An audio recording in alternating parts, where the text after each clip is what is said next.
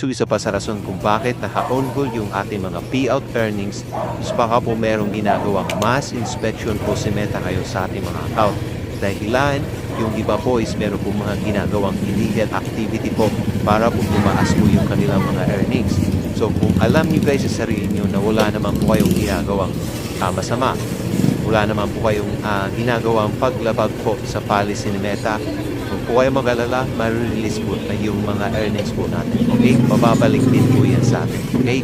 So, for now po, kampante lang po muna tayo. Hayaan muna natin po i-review lahat ni Meta yung mga activity natin. Okay? So, kung wala po kayong ginagawang masama, walang paglabag sa policy po ni Meta, ma-release po yan. Okay? Yung iba po kasi may po mga ginagawang illegal activity kung saan labag po yun sa policy ni Meta. Okay?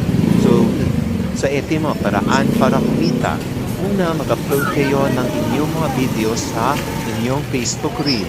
Kapag ito ay nagkaroon ng views within 30 days na 1K, ay pwede kayong ma-monetize. Pero, depende po yun guys sa inyong mga video na in-upload.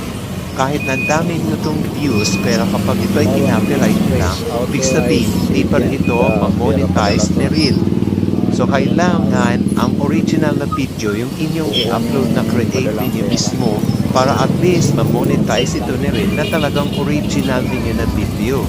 Yan kaysa magkakaroon kayo na monetize from Reel at yun ay mag-feedback sa inyong mga notification. Kaya po kayo nawawala ng pag-asa. Wala tayong magagawa kung kailan ni Meta gusto na invite tayo. So, yun lang ang masasabi ko guys.